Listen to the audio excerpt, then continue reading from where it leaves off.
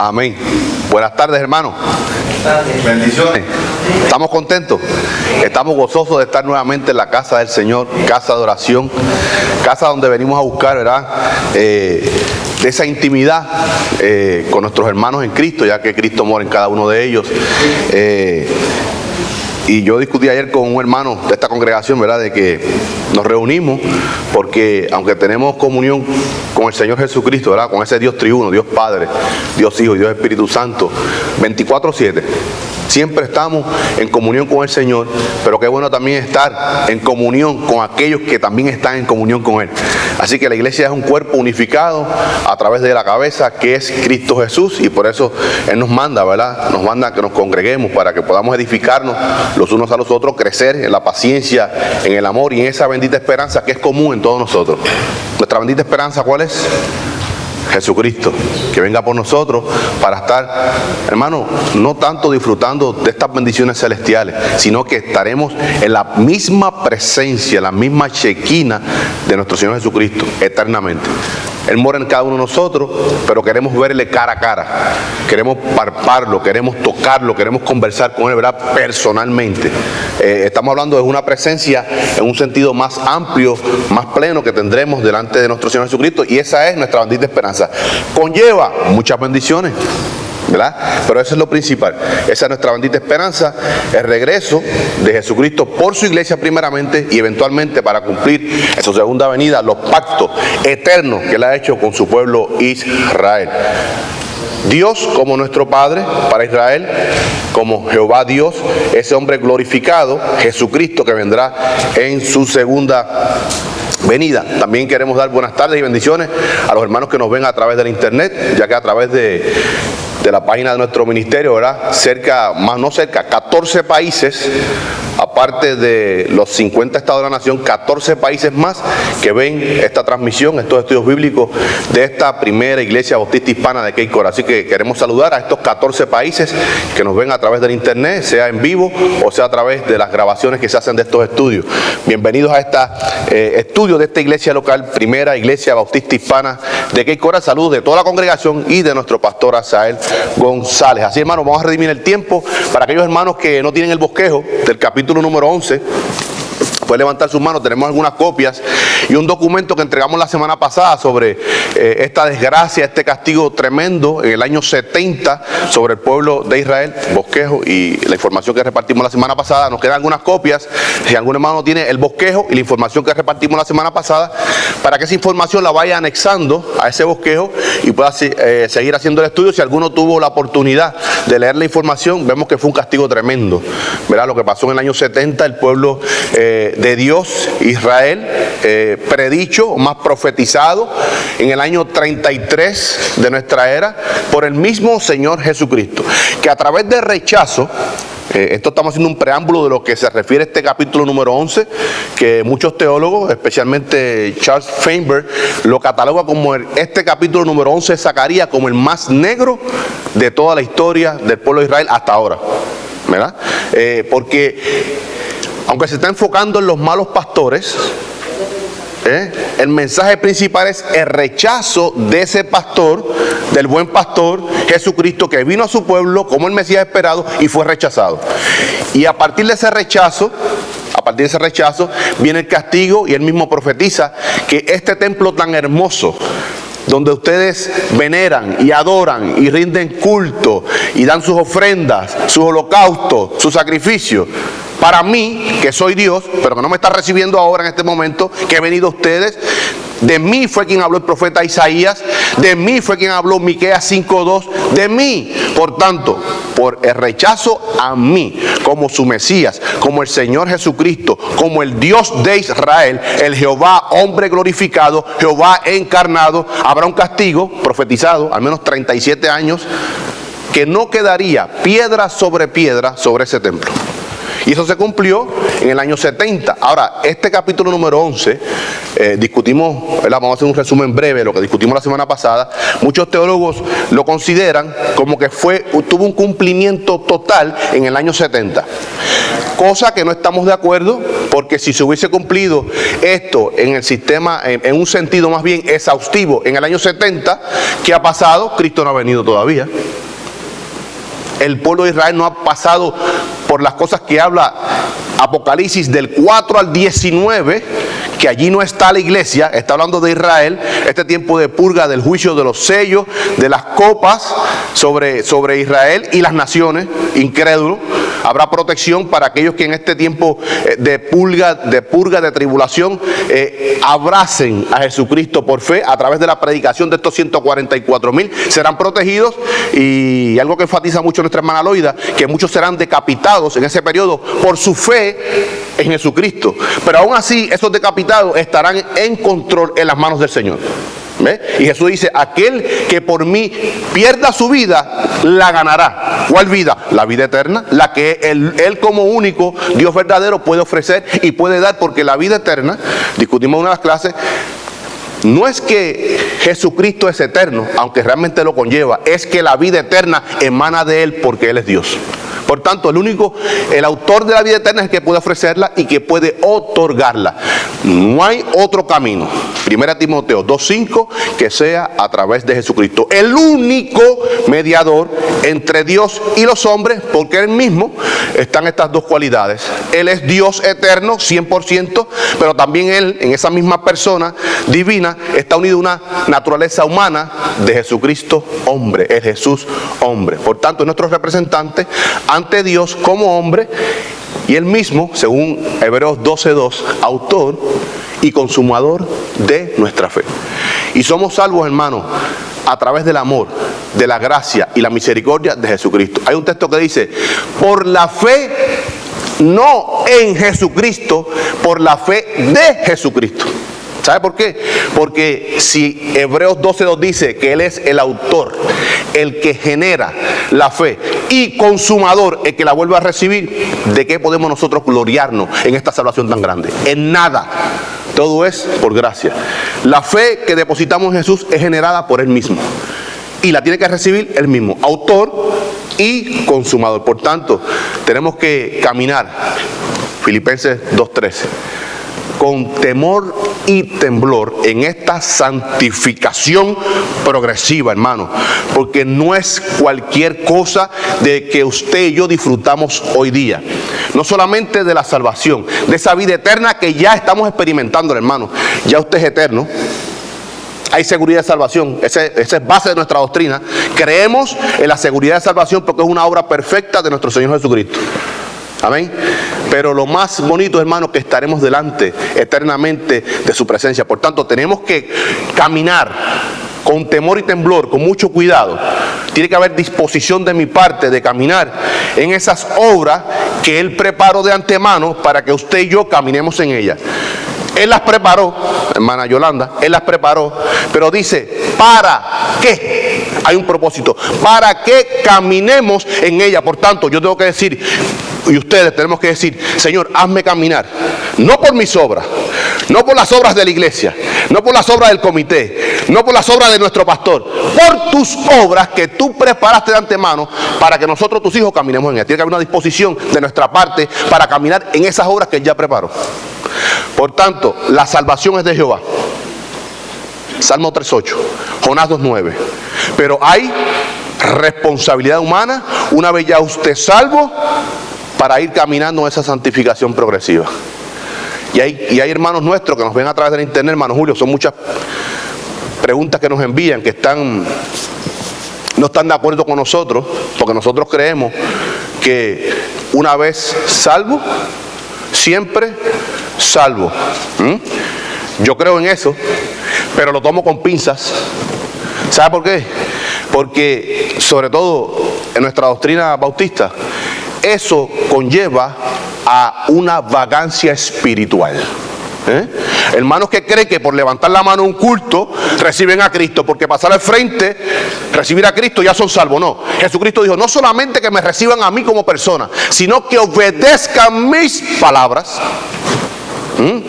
Yo soy salvo, lo digo esto para, y todas estas personas que ustedes ven aquí son salvos, y una vez salvos, siempre salvos. Una vez hijos, cuando somos adoptados como hijos de Dios, siempre hijos de Dios.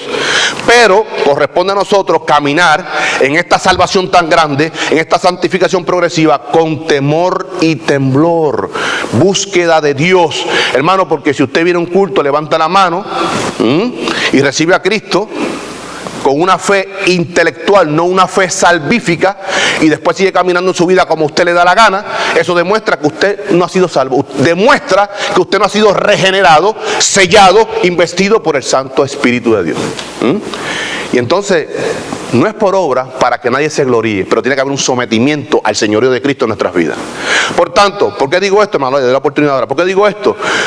Porque Israel conocía la profecía, conocía el texto que decía de dónde saldría el Mesías, Miqueas 5:2, de la Éfrata, de la pequeña Belén, de ahí saldrá el Mesías de Israel. Primeramente venía para Israel y para las naciones. Cuando los reciben, no estaban enfocados en el estudio bíblico, esperaban a un Mesías que viniera a reinar, a doblegar, a barrer con este imperio y reino romano que oprimía mucho al pueblo de Israel. Y nace en la pequeña Éfrata, Belén, una de las ciudades más despreciadas de todo Judá, hermano Roberto. De ahí viene el rey de nosotros, los judíos, el Hijo de Dios, el Cristo. Y nace en un pesebre. Y pasa necesidades, hambre, dolor. Y más que eso, hermano, es crucificado en la cruz del Calvario. Ese es el Dios que venía a salvar a nosotros, muriendo en la cruz por nosotros. No, imposible. Hubo un rechazo de ese Mesías. Y estaba el pueblo de Dios. Como hoy día hay gente en la iglesia, pero están rechazando a Cristo porque su vida no son conformes a lo que Cristo pide, a lo que Cristo exige de nosotros como sus hijos. Pablo dice, ahora que estás en vida nueva, ahora que eres hijo de Dios, caminar como un hijo de Dios, no como yo quiero, hermano. Usted y yo tenemos un dueño, en el griego, un despotés, amo y dueño de nuestras vidas, porque hemos sido comprados con un precio, hermana Yolanda, como usted dice, incalculable. Escapa a nuestra mente, ¿sí, hermana Loida? Sí, nuestro camino es un camino de santificación, que llega a completar hasta que no seamos transformados o hayamos muerto. Pero una cosa es no saber en qué vamos a pecar a la hora siguiente o al día siguiente, a pecar liberadamente. Ajá. Porque ya entonces si pecamos liberadamente, ¿en qué cabeza cabe? Que seamos salvos. Imposible, porque dice que por nuestros frutos lo conoceréis. Entonces es posible que salvo siempre salvo y vivamos una vida pecando liberadamente. Bueno, sí. Pecadores somos. Sí. Y caemos en pecado. Pero una cosa es caer en pecado, porque somos pecadores, otra cosa es pecar liberadamente. Bueno, recuerdo una cosa, que cuando venimos a los pies de Cristo, Él dijo, venid a mí, de forma imperativa, es un mandato. Y algo que quiero clarificar, Cristo no invita a nadie. ¿Sabe por qué? Porque nuestro Cristo es soberano y Él es Dios. Él manda a todos los hombres en todo lugar, Hechos 17:30, a que se arrepientan y vengan a Él. Él dijo, venid a mí, todos los trabajados y cargados. ¿Quiénes son esos? Todos. Y Él dijo, yo he venido a rescatar lo que se había perdido desde la caída de Adán. ¿Quiénes estaban perdidos? Todos tenemos que venir a los pies de Jesucristo. Por tanto, como muchos pastores predican, recibe la invitación de Cristo. Al menos a mí me da unas cosas en el estómago, hermano Julio, porque mi Cristo no invita, mi Cristo manda a que los hombres vengan a Él. Por tanto, cuando las personas que predicamos, nuestros familiares, vecinos, en la iglesia, en nuestro campo de trabajo, predicamos a Cristo y ellos reniegan venir a Cristo, no están rechazando una invitación, están quebrantando un mandamiento de que tienen que venir a Él porque Él es Dios y es el único camino para que las personas reciban salvación de sus almas, hermano Eladio. Con respecto al pecar, cuando venimos a los pies de Cristo, dice que nuestros pecados son borrados, que somos nuevas criaturas. Cuando realmente aceptamos a Cristo en nuestro corazón, ya a partir de ahí en adelante el pecado no se enseñorea. Eso ahí va. Somos esclavos del pecado. Ya el pecado no tiene autoridad. De ahí en adelante, si nosotros pecamos, ya por propia decisión o sabiendo que nosotros le estamos fallando a Dios. Deliberadamente. Exacto. Ahora, si seguimos pecando deliberadamente, entonces tenemos que analizar si realmente esa conversión fue genuina. Porque la palabra dice que los que están en Cristo, nuevas criaturas son. De aquí todas las cosas viejas pasaron. ¿Cuántas? Todas. Todas. Hermano, Hebreos, busquemos nuestra Biblia. Hebreos 6:4. 6:4, 5 y 6. Voy a estar dando lectura a esto, hermano. Escuche. Hebreos 6:4 hasta el 6. ¿Lo tienen? Y marque esto en su Biblia. Porque es imposible que los que una vez fueron iluminados y gustaron el don celestial y fueron hechos partícipes del Espíritu Santo y asimismo gustaron de la buena palabra de Dios y los poderes del siglo venidero, nuestra bendita esperanza, y recayeron, sean otra vez renovados para arrepentimiento, crucificando de nuevo para sí mismo al Hijo de Dios y exponiéndole a vituperio. O sea, hay personas, hermanos, que están 15, 20 años en la iglesia y nunca han nacido de nuevo. Y esto es peor, hermano director. Gente que está en la iglesia y aún siguen rechazando y pecando como les da la gana, pisoteando la sangre de Cristo. Es como si esa persona volviera a crucificar para sí mismo a Jesucristo otra vez en la cruz del Calvario. Esto es tremendo, hermano. Por tanto, un verdadero hijo de Dios, uno que ha nacido de nuevo, que ha sido regenerado, que ha sido sellado con el Santo Espíritu de Dios, no es que no pequemos. Hay facultad todavía nosotros para pecar, porque hay una lucha entre el espíritu y la carne, pero no es un ciclo, no es una espiral como antes, que pecamos hoy, mañana. No, cuando pecamos y le faltamos a Dios nos duele, porque somos hijos de Dios. El Espíritu Santo en nosotros nos redarguye de lo que hemos hecho está mal y que hemos ofendido a Dios y pedimos perdón. Él murió por todos nuestros pecados. Pero es cuando confesamos ese pecado, Él nos vuelve a perdonar y nos vuelve a restaurar, y sobre todo restaura esa comunión, hermano, porque una de las cosas más grandes que usted y yo disfrutamos hoy día es que usted en su casa, yo compartí con nuestro hermano Eladio, que cuando más yo he sentido la presencia demostrativa, y no me vaya a malentender, no estamos hablando, no me vaya a catalogar de un carismático, sí quiero ser preciso, donde más yo he sentido la presencia demostrativa de Dios es en mi oficina, solito hablando con mi Dios. He sentido la presencia, he sentido, escuche, ese fuego vivo y ese viento apacible en mi oficina, en mi intimidad con el Señor. Estoy hablando con el Creador, hermano. Eso es lo más grande que actualmente, después de la salvación, es que tenemos comunión con el Dios eterno. Que usted puede hablarle, Él lo escucha a usted y usted puede escuchar su voz. Y sabe que, hermano, muchas veces debemos nosotros ir de rodillas, quebrantados, rostro en suelo, y dejar que nos hable. Porque muchas veces vamos a hablarle y a pedirle y a hacer rogativas, pero hay momentos, hermanos, que tenemos que callar para escuchar la voz de Dios. Y usted verá y sentirá la presencia demostrativa de Dios. No sé si alguno ha experimentado esto en sus vidas. La presencia, yo siento a Dios en mi vida, pero demostrativa es que lo siento en el ambiente. Lo siento en esa intimidad, en esa habitación. Siento las cortinas con las puertas cerradas, cómo se mueven por la presencia de Dios ahí. La chequina de Dios, hermano. Porque dice Hebreos 10:20 que Jesucristo abrió camino nuevo y vivo para que todos podamos ir, hermano, en confianza ante su trono celestial. Podemos entrar al lugar santísimo. Pero yo también quiero sentir esa presencia demostrativa en medio de su pueblo, en medio de la congregación. Y no vayamos a confundirnos con los carismáticos. El dueño de este culto, que ya lo comenzamos con la escuela dominical, es el Espíritu Santo de Dios. Demos libertad al Espíritu Santo para que Él se mueva como Él quiere moverse en medio de su pueblo y que el culto sea dirigido por Él. Yo hablaba con nuestro hermano ayer a través de un programa radial de que tenemos que darle el señorío al Espíritu Santo en el culto. y hacemos un programa, porque Dios es un Dios de orden, tampoco esto es un desorden, pero ¿qué tal si el Espíritu Santo quiere romper hoy ese programa? Y en vez de 3 himnos, que le cantemos 6 himnos. Démonos libertad al Espíritu Santo de Dios. ¿Ah? ¿Por qué cuando estamos predicando estamos mirando el reloj? No, 30 minutos. No, si el Espíritu Santo quiere hablarnos 1 hora, sentémonos y escuchemos a Dios 1 hora. Pero estamos estructurados en un sistema, en un tiempo, en el afán de esta vida. Démosles libertad al Espíritu Santo, sobre todo en nuestras vidas. Y en su iglesia, que no es suya, ni es mía, ni de los pastores, es de él.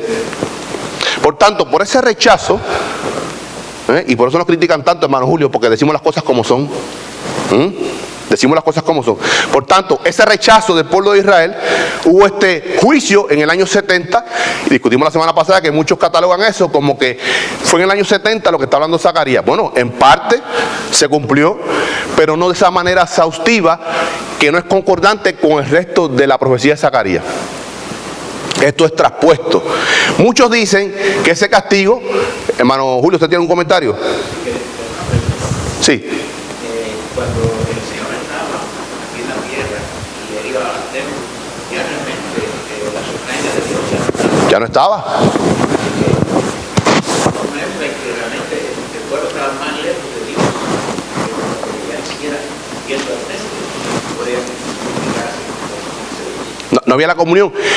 Fíjese que el hermano se está refiriendo a Ezequiel, capítulo 8, 9 y 10, sobre todo el capítulo 10, que la Chequina se fue del templo. ¿Por qué? Porque el pueblo estaba actuando como le daba la gana. Igual nosotros hoy día venimos a rendir culto, pero a nuestra forma, no como Él manda, no como Él quiere que el culto, ¿qué día es hoy? 14 de julio, domingo a la 1, de esta congregación, Primera Iglesia Bautista Hispana, tenemos un programa, pero Él puede romperlo porque este culto es para Él. Hacemos un programa, pero qué bonito cuando el Espíritu Santo toma ese programa y lo rompe y quiere que el culto sea como Él quiere y sea dirigido por Él. Entonces, hermano Julio, por eso que el Evangelio de Mateo, escuche, el Evangelio de Mateo explica de la venida de ese Mesías. El que venía no solamente a perdonar sus pecados, lo conlleva, a implantar su reino milenial para Israel, promesa eternamente de Él, porque Jesucristo, como la segunda persona de la divinidad, hubo un consenso, una reunión intratrinitaria eterna que escapa a nuestra mente. Todo dice en el griego apogeo, frente a frente, cara a cara, las 3 personas de la divinidad con ese plan. Cuando Jesucristo viene, ¿qué quiere sobre todo implantar Él? La comunión con su pueblo, porque ese Jesucristo que ellos rechazaron es su Jehová del Antiguo Testamento, pero ahora encarnado en Jesús de Nazaret. Y por ese rechazo, para que volviera sobre todo la comunión con su pueblo, viene este castigo. Muchos dicen que este castigo fue en el año 587, cuando Babilonia arrasa sobre todo con el templo y todos los tesoros del templo, todas las cosas santas del templo, y Nabucodonosor, este imperio neobabilónico, era un instrumento en las manos de Dios para castigar a su pueblo. Entonces no concordamos con eso, porque sería como si Él estuviera hablando de algo ya cumplido. Y hemos discutido en la clase que profecía es historia por cumplirse, y la historia es profecía ya cumplida. Pero dice John Nelson Darby, que yo compartí esto con nuestro hermano Julio, él dice, va más allá, él dice, la profecía es historia futura. O sea, dando certeza de que lo que Dios dice se va a cumplir. Por tanto, entonces Zacarías estaría anunciando 52 años después sobre un suceso que ya pasó. Entonces, no está dándole nada profético al pueblo, está hablando de un suceso histórico. No, es profecía. Zacarías es profecía. Se cumplió en parte en el año 70, pero va a ser exhaustivo más en su segunda venida. ¿Cuándo? Después que Cristo venga por su iglesia en el rapto, 7 años de purga, de tribulación, de la gran tribulación, y en su segunda venida habrá un castigo tremendo sobre Israel. Vamos a estar viendo hoy ese versículo número 3, vamos a hacer un repaso el 1 y el 2 brevemente, y invertir toda la clase en ese versículo número 3. Vamos a estar viendo varios mapas, varias fotos sobre de que este castigo era para toda la Palestina. Por tanto, discutimos en la clase anterior Zacarías 13, 7, 9 y también Zacarías 8, 1 al 3, que dice ahí, y yo he restaurado y esto es una traducción, hermano, no estamos criticando aquí ninguna traducción, pero cuando vamos al texto original, al hebreo, dice, y yo he vuelto, está hablando Jesucristo, una promesa de que Él va a volver a su pueblo, Israel, un rechazo, pero entonces lo recibirán. Dice Filipenses 2:11, que toda rodilla, las que están en los cielos, en la tierra y debajo de la tierra, se doblarán ante el Señor y dirán, Jesucristo es el Señor. ¿Se ha cumplido eso hasta hoy? No. ¿Quiénes son los que doblan rodillas? Los cristianos. Y dice más de esos cristianos, Romanos 8:29, a los que aman al Señor, doblamos nuestras rodillas, los reconocemos como nuestro Señor y Dios de nuestras vidas, pero hasta el día de hoy no toda rodilla se doblará, pero en su segunda venida, todas rodillas, los que están en la tierra, los que estén vivos, los que estén en el cielo, que ahí va a estar usted y yo en la iglesia, en el cielo ya nos fuimos en el rapto de la iglesia hace rato con Cristo, y los que están debajo de la tierra, está hablando de personas que están en el Seol, y los demonios doblarán sus rodillas ante Jesucristo y dirán, Jesucristo es el Señor. Por tanto, esta profecía es un concepto escatológico en esa segunda venida, cuando habrá este juicio tremendo, y discutimos que 2/3 partes, Zacarías 13, 7 y 9, serán cortadas de la tierra. Está hablando de Palestina. Y leímos ese restaurado, Zacarías 8, 1 al 3, dice, y he vuelto a Jerusalén, a Sion, para tener comunión con el pueblo. Discutimos en el versículo número 1 una frase que decía, oh Líbano, abre tus puertas para que reciban el juicio de Dios. Juicio, hermano, que es irresistible. Nadie puede resistir a Dios. Cuando está hablando aquí, oh Líbano, abre tus puertas, discutimos en una de las clases que en el 10:10 decía que el Líbano iba a ser, en el capítulo 10, versículo 10, que el Líbano iba a ser lleno de judíos y que ese territorio poco habitado hasta el día de hoy va a ser abundantemente lleno por judíos, porque hay una restauración y aparte de eso es parte de la tierra prometida el Líbano. Era un punto hacia el norte que Jehová mandó a Josué y a Caleb a conquistar. Ellos no llegaron hasta allí, pero en el milenio eso será parte de la Palestina prometida a Israel por parte de Jehová Dios, y habrá un cumplimiento. Por tanto, está hablando aquí un sentido, ahora en el capítulo 11, en aquel 10:10 era lo que iba el resultado del milenio. Ahora en el 11 está hablando el proceso para llegar a ese resultado. Está hablando que primeramente tiene que haber un juicio, una limpieza. Hermano, como usted y yo, buscando una aplicación para la iglesia hoy, hasta que nosotros no vinimos a Cristo, escuche, aunque usted haya sido elegido para salvación, hermano, ¿verdad, Dios? Aunque hayamos sido escogidos para salvación, hasta que usted no venga quebrantado y humillado a Cristo, usted no es salvo. Sí, porque ahora mismo aquí se está estudiando los martes, Efesios 1:4. Un versículo duro, y nosotros creemos en la lección de Dios porque eso es bíblico. Pero aún esos escogidos, cuando usted lee más adelante Efesios 2, dice que estaban perdidos todos, igual que todos los demás que no fueron escogidos. Por tanto, tiene que haber una limpieza, una catarsis con la sangre de Cristo en nuestras vidas, para que Él pueda tener comunión con nosotros. Hoy discutimos una de las clases que Dios no escucha al pecador. ¿Por qué? Porque cuando un pecador, un impío que no está en Cristo, no estamos hablando que no sea bautista, estamos hablando que esté en Cristo, sea un hijo de Dios, sea pentecostal, sea metodista, sea lo que sea, pero que esté en Cristo, puede hablar a Dios a través del mediador que es Jesucristo. ¿Sabe por qué? Cristo reina sobre nosotros, la iglesia, ¿verdad que sí? Pero en realidad Cristo todavía no está sentado en su trono. Él está a la diestra del trono de Dios Padre. Pero en el milenio, en su segunda venida, tomará posesión de su, dice la Biblia, de su trono. Él reina sobre nosotros, la iglesia. Por tanto, cuando usted va en oración, Dios no lo escucha a usted directamente, Dios lo escucha a usted a través de su Hijo Jesucristo. Por eso todas nuestras oraciones deben decir al final, en el nombre, Señor, te pido esto en nombre del Señor Jesucristo, porque es el mediador entre Dios y nosotros. ¿Por qué? Porque Dios, como no estamos en santidad absoluta, el Padre no puede mirarnos directamente. Él tiene que mirarnos a través del que nos justificó, Jesucristo, y Él nos ve entonces a través de su Hijo Jesucristo. Pero ¿qué pasa? El impío, como no ha sido regenerado, no ha sido lavado con la sangre de Cristo, él habla a través de Cristo y Cristo no lo puede escuchar porque es que no puede haber comunión. Dios conoce de su existencia, sí. Dios, Jesucristo como Dios, tiene misericordia de ellos, sí. Pero no puede haber comunión a través de Jesucristo con el Padre porque esa persona, los méritos de Cristo no han sido aplicados a ellos. Por tanto, Dios no escucha al pecador. Dios obra en el pecador y tiene misericordia de ellos. Dios escucha a ¿quiénes? A sus hijos, que somos nosotros la iglesia. A los santos que hemos sido lavados por la sangre de Cristo, por los méritos de Cristo. Sí, Magaloida. Sí, con relación al tema de los martes, con relación ahora a la escuela dominical, al tema que usted tocó ahorita, lo lindo del caso es que es verdad que todo el mundo va a reconocer la sangre de Cristo, se va a arrepentir, se va a arrodillar, va a creer, pero va a ser demasiado. Ay, Dios mío. Para muchos. Este es el Espíritu Santo, hermano. ¿Sabe por qué? Porque yo venía pensando eso hoy cuando venía de camino para acá. ¿Usted sabe lo que pasa, hermana?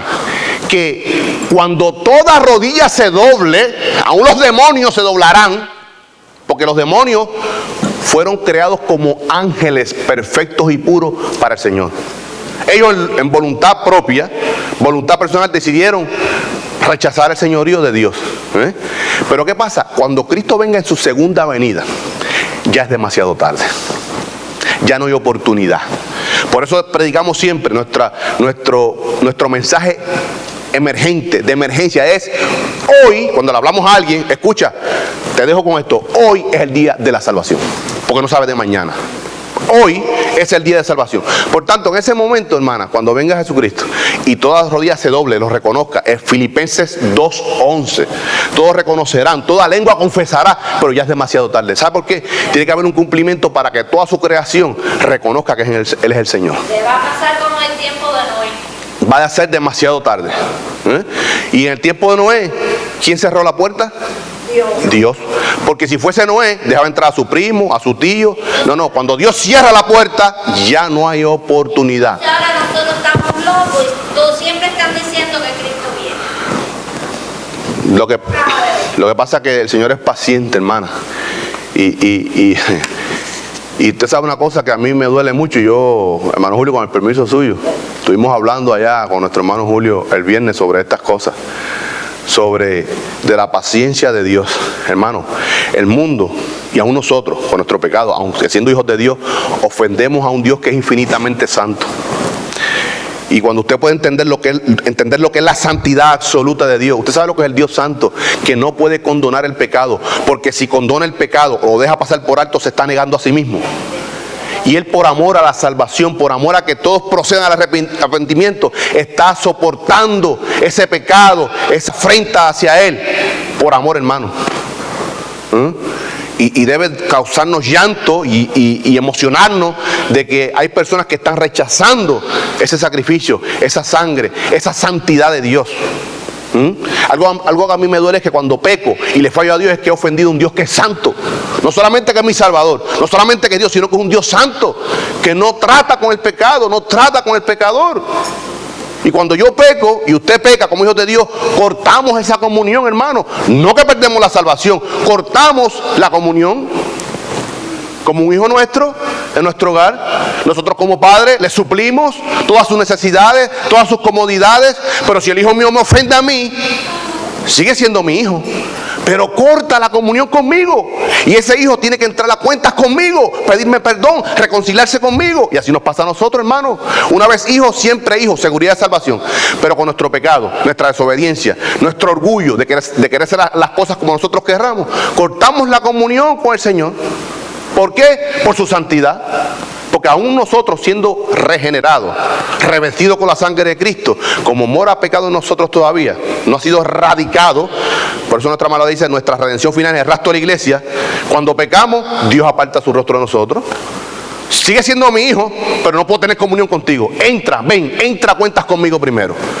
Hermano, y nosotros tenemos que entrar a cuenta.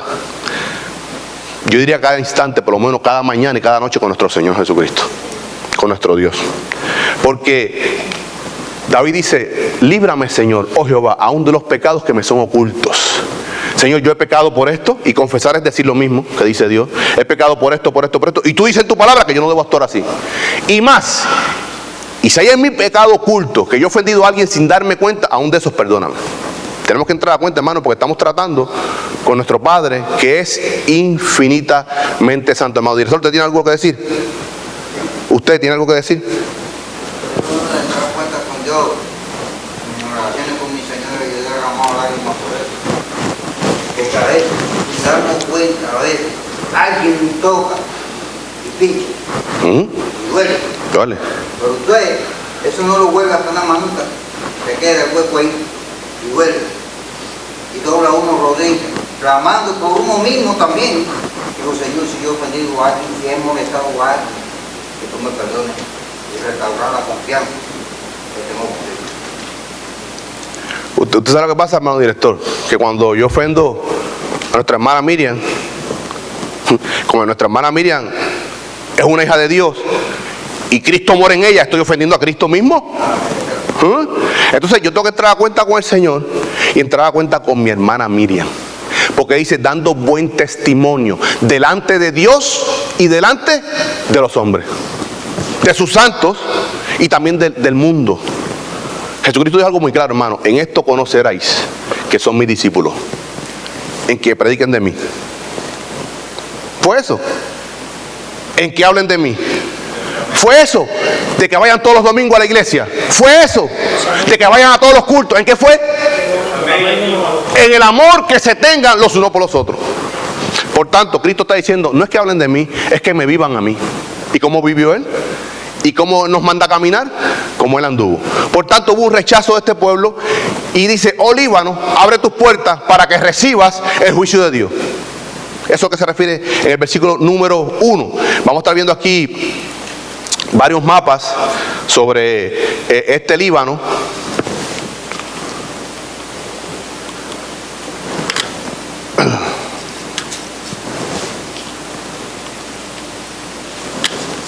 Del Líbano en diferentes puntos de la historia.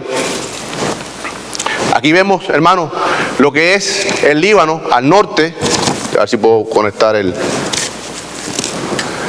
aquí al norte. Esto acá arriba es el Líbano. Y esto es la tierra prometida, según Ezequiel 47, 11 al 23, capítulo 48. Esta parte de acá arriba es lo que es el Líbano, que hasta hoy día no ha tomado posesión y nunca ha tomado posesión el pueblo de Dios. Y esto es el Israel actual, y aquí vemos el Líbano. Y algo que podemos notar aquí, hermano, este es el Líbano. Actualmente no forma parte del territorio de Palestina, pero en el milenio este Líbano formará parte, porque ese mapa que vimos anteriormente es la redistribución del milenio, y aquí está el Líbano. Y entonces habrá la promesa, el cumplimiento de Jehová Dios de ese territorio, que nunca lo conquistó Josué y Caleb, nunca lo conquistaron los macabeos, nunca lo conquistó ni el mismo Salomón, ni para el tiempo de los romanos. Habrá un otorgamiento de parte de Jehová, Jesucristo, hombre glorificado, de toda la tierra. Por tanto, ese es el Líbano. Y este es el Israel actual. Y ya vemos cómo va tomando forma. Por eso que la venida del Señor Jesucristo está muy cerca del resto de la iglesia, porque ya esto es Israel actual. Y está tomando forma a lo que será escatológico. Esto es algo, hermano, cuando vemos estos mapas, debe nosotros, de hermano, ir a caminar con temor y temblor, porque el Señor está a las vueltas de la esquina. Ya Israel se está reestructurando según la redistribución del milenio, según Ezequiel 47, 11 al 23 y capítulo 48. Usted compara estos dos mapas y está tomando ya la forma. Lo que falta es, hermano, que Cristo venga por su iglesia, entre el periodo de la tribulación y su segunda venida, para que pueda ser como dice la Escritura. Esto es la toma, la distribución original de la tierra cuando Josué capítulo 14 al 21, y aquí vemos el Líbano. O sea que ellos no tomaron posesión de ese territorio, y aquí está hablando el profeta Zacarías de que habrá un juicio sobre todo el Líbano. Dice la segunda frase: y consuma el fuego tus cedros. Discutimos la semana pasada que en el Líbano se se cultivaba mucho el cedro y era parte del orgullo de ese territorio. Había una vanagloria. Por tanto, una prosopopeya, personificación, Jehová Dios, el ángel de Jehová Dios está usando los cedros, estos árboles del Líbano, como representantes de sus habitantes. Dios no enjuicia la naturaleza. La naturaleza gime por causa del pecado del hombre, de la caída del hombre. Amén. Porque los árboles no tienen culpa de nuestros pecados. Pero a través del pecado, de la caída de Adán, la naturaleza aún gime por esa perfección de esa creación perfecta que Dios hizo, hermana Loida. Dice la palabra de Dios que los últimos tiempos la tierra estará como dolores de parto. Yo quiero especificar, yo que soy mujer que he dado a luz, los dolores de parto quiere decir que ya el baby no aguanta más dentro del vientre de su madre y ya tiene que ir para afuera. Quiere decir que el pecado es tanto que la tierra no soporta más el pecado. Por eso es que están los terremotos, por eso es que están los tornados, por eso es que está la tierra como está y está la destrucción y está todo, porque el pecado es tal. Me llamó la hija mía, la armada, que buscó en el internet, que aquí en la Florida están teniendo una ley que hay que votar que sí o no para que el afeminado vaya al baño de las mujeres y la invertida vaya al baño de los hombres. Yo sé que hasta ahora se dice como en Sodoma y Gomorra, como en el tiempo de Noé, pero el Apocalipsis especifica se darán en casamiento. Ustedes saben que ya en la Florida se quiere acordar el matrimonio homosexual. Sí. Hermanos, como iglesia tenemos que abrir los ojos y tenemos que tener nuestra postura en Cristo. Es menester obedecer a Dios antes que a los hombres. Eso es. Y si tenemos que votar no. No importando las consecuencias. No importando las consecuencias. Inclusive, peor aún, hermana Loida y hermano, hay pastores homosexuales. ¿Qué es eso? Digo, dicen ellos que son pastores. Dicen ellos. Y yo sé teólogos que se han parado delante de la televisión a defender a los... Sí. Dios es amor. Pues entonces esos ministerios no pueden tener nuestro apoyo, que no son de Dios, hermano, porque Dios dice, hombre y mujer los creó.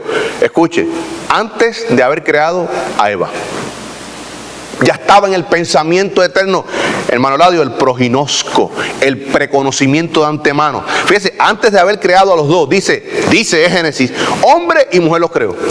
No me dicen la culpa de Dios porque dice que se nace así. No. Dios dice que cuando hizo todo lo que había hecho, vio que era bueno en gran manera. Pero después de la caída, entre las enfermedades, el hombre se tuerce, ¿verdad? Nosotros oramos por estas personas y amamos y los amamos, ¿verdad? Porque son criaturas de Dios, pero no compartimos su ideal, no compartimos lo que están practicando porque están ofendiendo a un Dios que mora en nosotros. Y esa es la ira que debe manifestarse en nosotros, la ira de Dios en nosotros por las cosas que no son santas. No la ira del hombre, la ira de Dios a través de la santidad que ha sido implantada en parte, de manera que nosotros podamos manejarla, porque no somos perfectos todavía, no hemos sido transformados, no hemos sido redimidos finalmente, podamos manejar, y por eso que a veces estas cosas nos causan dolor, angustia, llanto, rabia, ira, porque es el Dios que mora en nosotros, que se está manifestando. Dice, consuma el fuego tu cedro, o sea, consuma el orgullo de estos hombres, y recordemos, en toda la Biblia, fuego es juicio. A nuestros hermanos carismáticos, el fuego no da poder ninguno. Y venga el fuego, y fuego, y fuego. Hermano, que está pidiendo que coja candela a toda la congregación, toda la iglesia. Escuche, el fuego nos purifica. Es juicio. Y usted y yo hemos sido bautizados con Espíritu Santo y fuego. Espíritu Santo para tener el poder de caminar en santidad, de hablar de Cristo con autoridad, de hablar de Cristo sin miedo, de nunca negar a Cristo, no importando las consecuencias. Incluyendo eso que dice nuestra mayoría, nuestro voto político, legislativo, estatal, compromiso con Cristo y su palabra primeramente. A mí no me importa, como dice Pablo, Pablo dijo a los Corintios, lo que ustedes piensen de mí. A mí lo que me importa es lo que piensa aquel de mí. Quizás debe ser nuestra actitud. Por tanto, dice, y consuma el fuego tu cedro. El fuego, el juicio de Dios consuma el orgullo de todo el Líbano, de los hombres del Líbano. Estoy haciendo un repaso, hermano, de estos versículos. Y aquí vemos varias fotos de lo que es un cedro, un árbol majestuoso. Aquí vemos una persona, para que veamos la magnitud de este árbol. Y Jehová Dios está haciendo un preámbulo para que podamos entender los siguientes versículos. Aquí vemos otra foto de estos cedros enormes del Líbano. Y vamos a estar viendo brevemente el número 2. Dice, aúlla, oh ciprés, porque el cedro cayó, porque los árboles magníficos son derribados. Aullad encimas de Basán, porque el bosque espeso es derribado. Escuche, hermano, dice aquí, aullad, oh ciprés, porque el cedro cayó. El ciprés era un árbol más pequeño, de menos fortaleza, de menos envergadura. Jehová está diciendo, si los cedros no han resistido mi juicio, cuanto más ustedes, que son un poquito más pequeños, los ciprés, van a soportar mi juicio. Está hablando aquí un juicio entero para los grandes y para los pequeños. Porque, explicación consecutiva, explicativa, porque los árboles magníficos son derribados. Si los más grandes no han soportado mi juicio, cuanto más ustedes que son más pequeñines.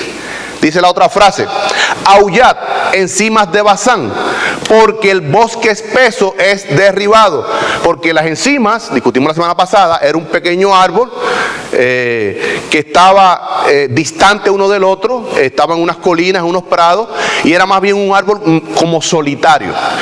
Jehová está diciendo, si yo he derribado los grandes bosques del cedro, que es tupido, como aquí los bosques de los pinos, muchos pinos, así es el Líbano, muchos cedros. Si ese bosque espeso de grandes árboles y magníficos no ha resistido mi juicio, ni los cipreses, ¿cuántos ustedes encimas de Basán? ¿Cuántos ustedes los árboles más pequeños? Este juicio, está hablando, hermano, para redondear el tema, es tanto a grandes como a pequeños.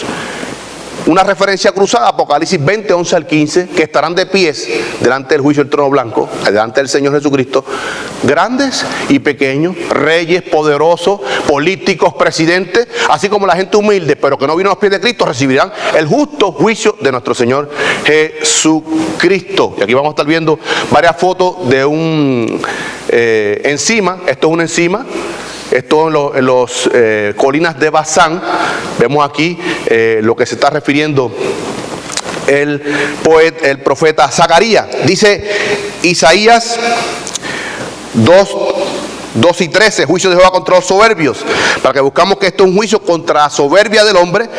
Isaías 2, 12 y 13 dice, porque días de Jehová de los ejércitos vendrá sobre todo soberbio y altivo, sobre todo enaltecido, y será abatido. Sobre todos los cedros del Líbano, altos y erguidos, y sobre todas las encimas de Basán. O sea, está hablando de todos los hombres que no han aceptado a Jesucristo en esta profecía, y lo decimos hoy nosotros en la iglesia, aquel que no reciba a Cristo en su corazón, por la soberbia, por el orgullo, porque ¿quién soy yo quién es Él para yo rendirme delante de Él? No reconocen el señorío de Cristo.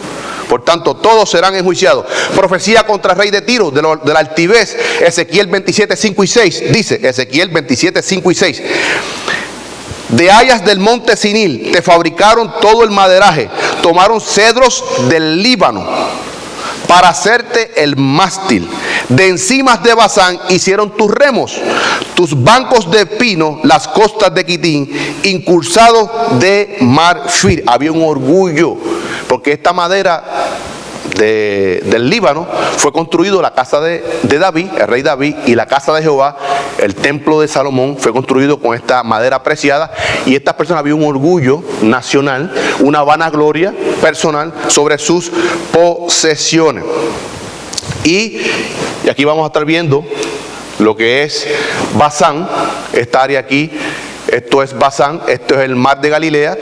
Al noreste está Basán, ese territorio. Vamos a estar viendo aquí un mapa cuando el tiempo de Jesucristo. Aquí vemos lo que es Gadara. ¿Se acuerda que había un endemoniado de Gadara? Esta Gadara que está aquí comprende, todo esto es Basán, y comprendía lo que era la Decápolis, las 10 ciudades a las que este endemoniado, que es liberado por el poder de Dios, Jesucristo lo liberó de este demonio, lo envía a predicar a estas 10 ciudades.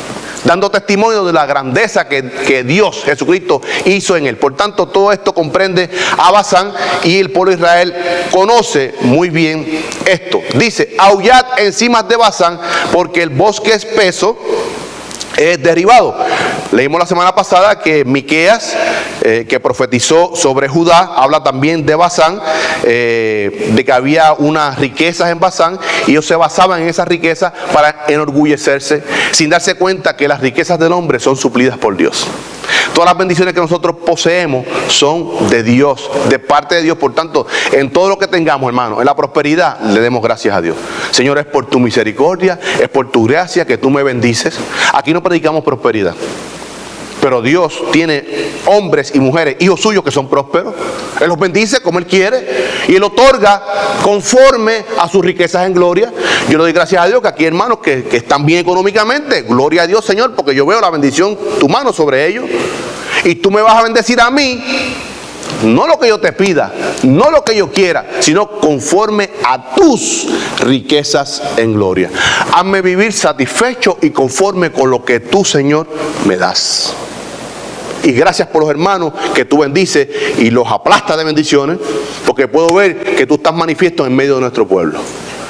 Por tanto, hermano, no debe haber envidia ni celos, al contrario, sentirnos gozosos cuando hay hermanos que son enormemente bendecidos en nuestra congregación, hermanos que están cerca de nosotros, que son bendecidos. Oramos, Señor, y bendícelo más, bendícele más y más, dale más. Y a mí, súpleme mis necesidades, conforme a tu... Hermano, si estamos guardados en el hueco de la mano de Dios, todo obra para bien. Personalmente, testimonio, estamos pasando una necesidad, una situación, no necesidad, situación tremenda, hermano, y esto nos ha ayudado a nosotros, Mili, para unirnos más, para amarnos más, para compartir más, para estar más tiempo juntos. Por tanto, Señor, gracias, gloria a tu nombre, porque todo lo que nos pase, obra para bien. A todos los que aman al Señor, conforme a su propósito. Él suplirá. Yo soy un hijo de Él, mi esposa es una hija de Él. Él va a suplir conforme a sus riquezas en gloria. Por tanto, y es cuando más tranquilo, hermano, estoy durmiendo, porque estoy viendo la mano de Dios obrando en nuestras vidas. Dice: regocíjate en tu debilidad, para que mi poder sea perfeccionado. ¿Sabe un hombre que Job, rico, todo lo tenía Job, todo, pero tuvo que caer bajo profundo propósito de Dios, y dijo: de oídas te había oído, mas ahora mis ojos te ven. Ahora yo sé que tú sanas, porque estuve enfermo y me sanaste. Ahora yo sé que tú prosperas, porque estaba en la tierra, en el polvo, y tú me has dado 10 veces de lo que tenía. Por tanto, yo oía de ti, Jehová, y estaba bendecido, estaba en el tope, estaba, como dice nuestro hermano cubano, arriba de la bola. Qué sabroso estar arriba de la bola. Pero yo, Job, siervo tuyo, he estado debajo de la bola. Y he visto, Señor, como tú me has prosperado, me has bendecido, me has sanado. Por tanto, cuando vemos, hermano, en la aflicción, en la situación, es que Dios quiere glorificarse en nuestras vidas. Dios quiere glorificarse de una manera poderosa para que reconozcamos que es el Señor de nuestras vidas. Por tanto, aullad encima de Basán. Y también está hablando de Amós 4:1-3, que discutimos que había un orgullo nacional, sobre todo de las mujeres de Israel, y había una profecía para este pueblo. Versículo número 3, quiero poder leer en voz alta y clara.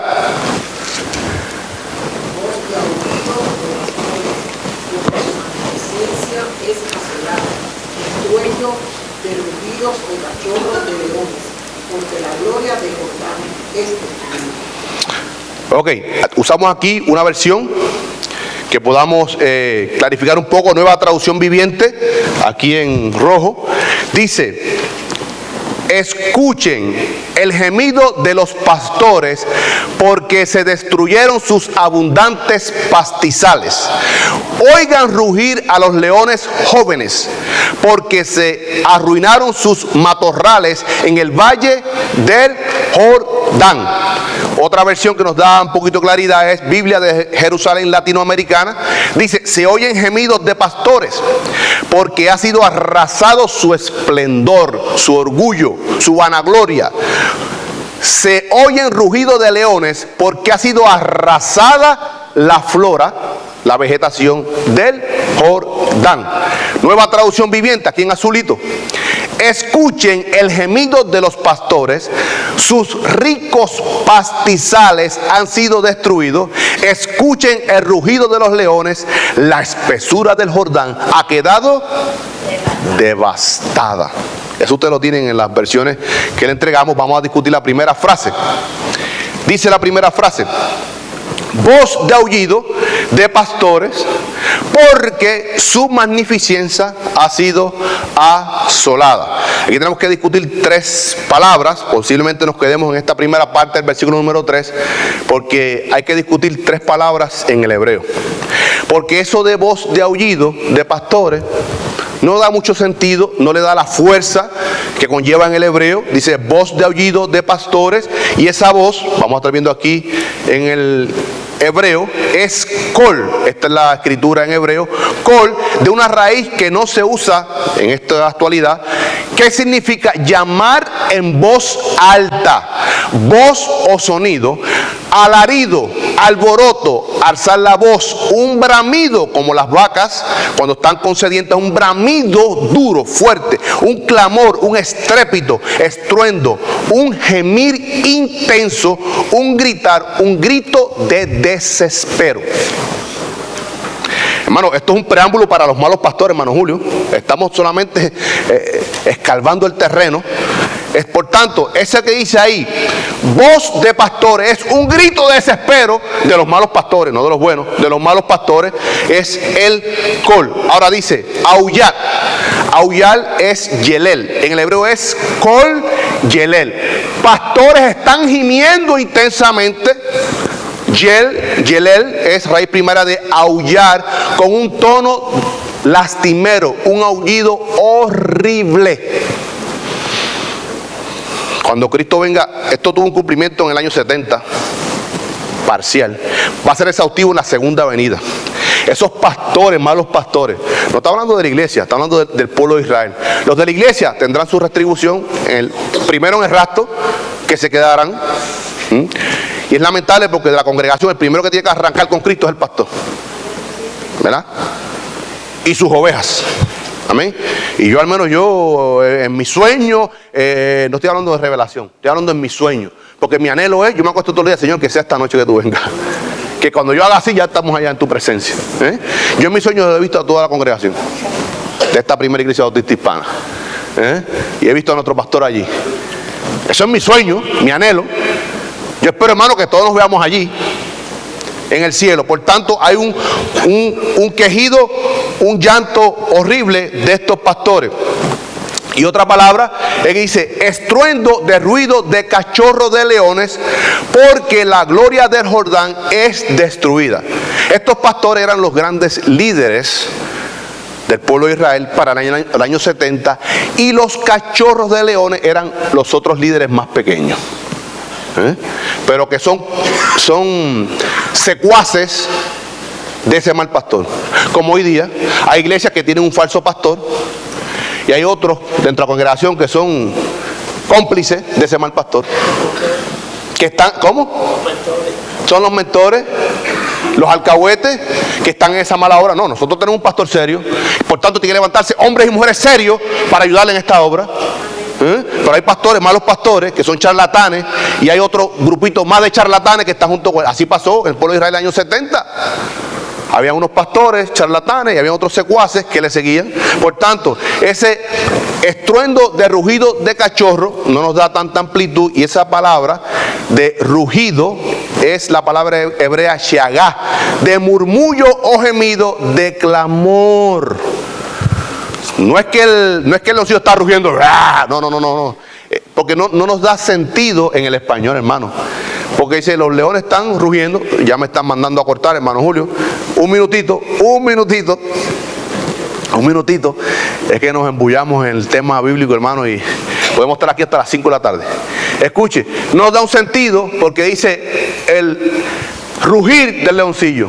No. Está hablando de un gemir, de un bramar, de una necesidad, porque viene un juicio inevitable. Como dice nuestra hermana Loida, cuando Cristo pose su planta de sus pies en el olivete, en su segunda venida ya no habrá oportunidad para nadie. Para la iglesia, cuando Cristo venga en el rastro de la iglesia, Él levantará a su iglesia y el que se quedó ya no hay oportunidad para que forme parte de su iglesia. Tendrá que pasar por el periodo de purga de la tribulación. Así, hermano, procuremos que cuando Cristo venga, Él dice, Juan 14, y vendré por segunda vez, en una presoya, un evento privado, y os tomaré a mí mismo, Jesucristo, y nos llevará a un lugar que Él tiene preparado para nosotros, para que donde Él esté, estemos nosotros eternamente. Por tanto, ese clamor de leoncillo es primeramente voz de aullido, una necesidad, un grito de desespero de estos malos pastores por el juicio que ya era inminente sobre Israel en el año 70 y que va a ser exhaustivo, total y completo en su segunda venida. Y sus secuaces, sus seguidores, estos líderes de menor rango, son los leoncillos. Dice que habrá un rugido, un bramar, de un quejido por el castigo que ya ellos están viendo que se aproxima hacia ellos. Dice, porque la gloria del Jordán es destruida. Vamos a estar viendo el próximo domingo que cuando habla aquí de Jordán está hablando de toda la Palestina, porque este río Jordán nace en las cuencas, en la falda del monte Hermón, que fue el punto de referencia más al norte que conquistó Josué y Caleb. Y ese río que nace en esas faldas del monte Hermón desembocan en un pequeño lago, el lago Jule. Atraviesa el lago Jule, desemboca y entra al mar de Galilea o el Gereset, que es el mar de Galilea o lago de Galilea, y sigue recorriendo hasta el mar Muerto. Por tanto, está recorriendo toda la Palestina desde el norte hasta el sur, juicio que en parte fue cumplido en el año 70, todo Israel, no solamente Judá, pero que será más completo, exhaustivo, de una manera desastrosa. Jesús dijo, un tiempo, un juicio como nunca, y eso no pasamos en esta profecía, pero director, en las mismas palabras de Jesucristo dice que será un juicio como nunca experimentado por la humanidad. Por tanto, Jesucristo no está hablando de ese castigo que pasó 37 años después de su crucifixión. Está hablando de algo escatológico cuando Él venga en su segunda venida. Cuando ya Él saque a su iglesia, porque dice 1 Tesalonicenses capítulo 2, que nosotros, la iglesia, no hemos sido puestos para ira. Por tanto, antes de que este castigo venga sobre la tierra, Él tomará a los suyos, a su iglesia, a la que está conformando hasta hoy. Y sin embargo, su pueblo Israel pasará, los que se queden por ese periodo de purga, por la gran tribulación. Pero muchos, una tercera parte, se anexará a Él, lo recibirá como su Señor y Dios de sus vidas. Hermano, vaya estudiando versículo número 3. Próxima clase vamos a estar desarrollando completo con los mapas este versículo número 3 y entrando entonces al versículo número 4, cuando viene esta descarga horrible, tremenda del juicio de Dios sobre los malos pastores y sobre todo aquellos que no le reciban, buscando una aplicación para nosotros hoy a Jesucristo para que forme parte de su iglesia, y aquellos que pasen por este periodo de purga, de la gran tribulación, que lo que viene, hermano, es tremendo. Así que busquemos, escuche, hermano, el amor de Cristo, vivir santamente nuestras vidas y vivir esta vida, esta salvación tan grande con temor y temblor. Y le servimos a un Dios que es infinitamente santo. Nos ponemos de pies, hermano, para orar, para continuar en este culto que hemos comenzado ya con la escuela dominical. Recordemos, la escuela dominical es culto a nuestro Señor Jesucristo. Oremos. Amantísimo Dios y Padre Celestial, venimos delante de tu presencia en acciones de gracias por tu amor, tu infinita misericordia. Gracias porque estamos en tu casa, casa de oración, casa del pan, casa donde venimos a buscar, Señor, cada día más de ti y estar en comunión con tus hijos, con los santos que conforman tu santa iglesia, mi Señor. Gracias porque podemos abrir tu palabra, la Biblia, escudriñarla, aprender de ti, mi Señor. Y aquí vemos reflejado, mi Señor, tu carácter. Tú eres santo, mi Señor, infinitamente santo, y tú no condonas el pecado, no pasas por alto el pecado. Por tanto, por tu santidad, la santidad que emana de ti, tú traes juicio sobre esta tierra, todo sobre aquellos padres que no te han recibido, no te han reconocido como el despotés, el amo, el Dios todopoderoso de todo lo creado, mi Señor. Ten misericordia, mi Señor, en esta dispensación, en esta administración, en esta economía de la iglesia, que muchos, a través de nuestro testimonio, por la predicación de tu santa, bendita y soberana palabra, muchos vengan quebrantados a tu llamado, mi Señor, que es de manera imperativa. Tú mandas a que todos los hombres en todo lugar se arrepientan y vengan a tus pies para que alcancen salvación de sus vidas, mi Señor. Ten misericordia de este mundo tan perdido. Y a nosotros, tu iglesia, haznos vivir conforme a tu voluntad, caminar en santidad, en vida nueva, la cual tú nos has dado, que es la vida eterna, y que disfrutamos de naturaleza divina, mi Señor. Que el mundo pueda ver que somos hijos tuyos, no porque hablamos de ti, sino porque te vivimos a ti y amamos a nuestros hermanos. Ayúdanos a amarnos cada día más como iglesia. Padre, te pido una bendición tremenda, poderosa sobre esta iglesia, primera iglesia bautista hispana de Queicoral, sobre nuestro pastor Asael González. Padre, que estemos enfocados en tu palabra y que demos control del culto a ti, oh Espíritu Santo, mi Señor. Que sea conforme a tu voluntad, como tú quieras que te lavemos, mi Señor, como tú quieras que levantemos nuestras manos santas, Padre Santo, y que de nuestra boca salga una alabanza como respuesta de agradecimiento a un Dios tan grande que nos ha amado tanto, mi Señor. Padre, te pedimos que nos hable a través de tu palabra, a través de tu mensajero, tu siervo, tu vocero, tu atalaya, nuestro pastor Asael González. Pon palabra en su boca, que sea una lanza que atraviese nuestra alma, que sea una palabra que nos edifique y que nos ayude a crecer en esta santificación progresiva, mi Señor. Prepáranos para esta semana que ha comenzado, mi Señor, que hemos apartado este primer día de la semana para rendir culto a ti, al único Dios vivo y verdadero, mi Señor. Pero que nuestra vida sea un culto vivo 24/7 a ti, Señor, mi Señor, con nuestra andadura, con nuestro caminar, mi Señor. Bendice a cada hombre, a cada mujer, a cada niño de esta congregación y de todas las congregaciones que como nosotros hoy rinden culto a ti, mi Señor. Gracias, Señor, de antemano por todo lo que has hecho, lo que estás haciendo y lo que harás. Y gracias porque estamos siendo guardados en el hueco de tu mano, oh Dios. Pedimos todas estas cosas creyendo en nombre de tu poderoso Hijo, el cual es nombre sobre todo nombre, Jesucristo nuestro Señor, mi Señor. Amén y amén. Gracias, papá.